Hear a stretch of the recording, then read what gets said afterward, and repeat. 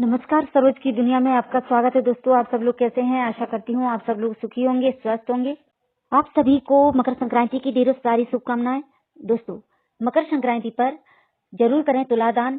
जान लीजिए इसका महत्व, विधि और लाभ। तो दोस्तों, आप सभी को मकर संक्रांति पर स्नान और पूजा पाठ के साथ ही दान का भी विशेष महत्व है, तो जरूर करना चाहिए। लेकिन इस दिन तुला दान का सबसे अधिक महत्व है और इससे पुण्य भी मिलता है। तो दोस्तों, अगर मेरे चैनल पर आप नए हैं तो सब्सक्राइब कर लीजिए, बेल आइकन बटन को दबा करके प्रेस कर लीजिए, जिससे मेरे नई वीडियो की नोटिफिकेशन आप लोगों तक पहुंच सके, और ज्यादा से ज्यादा शेयर कीजिए, इस वीडियो का लाभ सभी लोग ले सकें। दोस्तों, मकर संक्रांति हिंदू धर्म के प्रमुख त्योहारों में से एक है।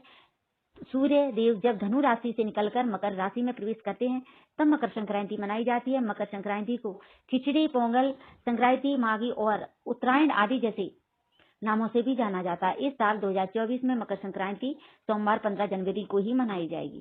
मकर संक्रांति के दिन लोग पवित्र नदी में स्नान करते हैं, सामर्थ्य अनुसार दान भी देते हैं, सूर्य उपासना करते हैं और पूजा पाठ आदि करते हैं। दोस्तों, इस दिन खिचड़ी खाने और दान करने का भी महत्व है, लेकिन इसी के साथ मकर संक्रांति पर तुला दान का भी विशेष महत्व है।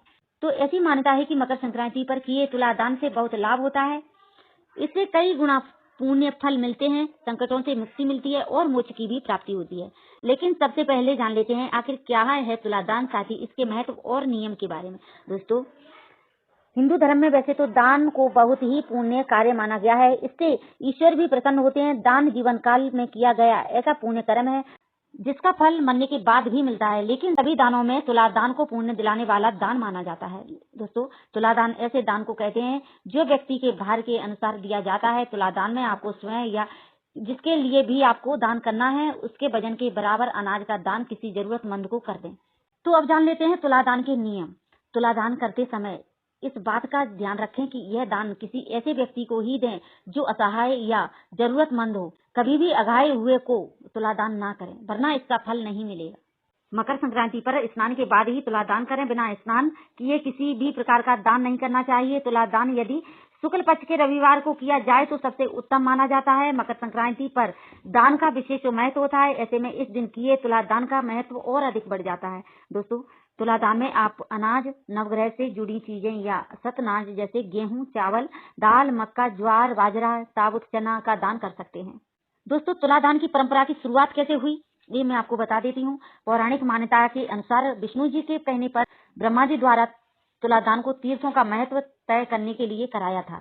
इसके साथ ही तुला दान को लेकर भगवान कृष्ण से जुड़ी एक धार्मिक व पौराणिक कथा खूब प्रचलित है, जिसके अनुसार एक बार श्री कृष्ण पर अपना एकाधिकार जमाने के लिए सत्यभामा ने उन्हें नारद मुनि को दान दे दिया। इसके बाद नारद मुनि कृष्ण को लेकर जाने लगे। इसके बाद सत्यभामा को अपनी भूल का एहसास हुआ, लेकिन सत्यभामा के पास कोई कृष्ण को रोकने का कोई विकल्प भी नहीं था, क्योंकि वह तो पहले ही नारद मुनि को कृष्ण का दान कर चुकी थी।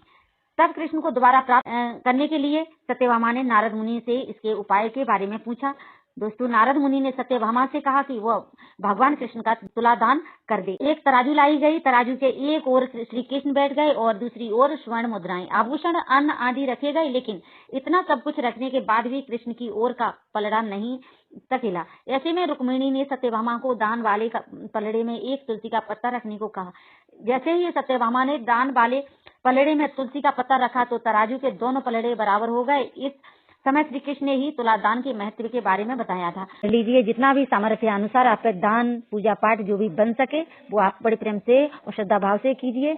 आशा करती हूँ आप सभी को ये वीडियो पसंद आया होगा। मिलती हूँ आपसे नेक्स्ट वीडियो में, तब तक के लिए नमस्कार।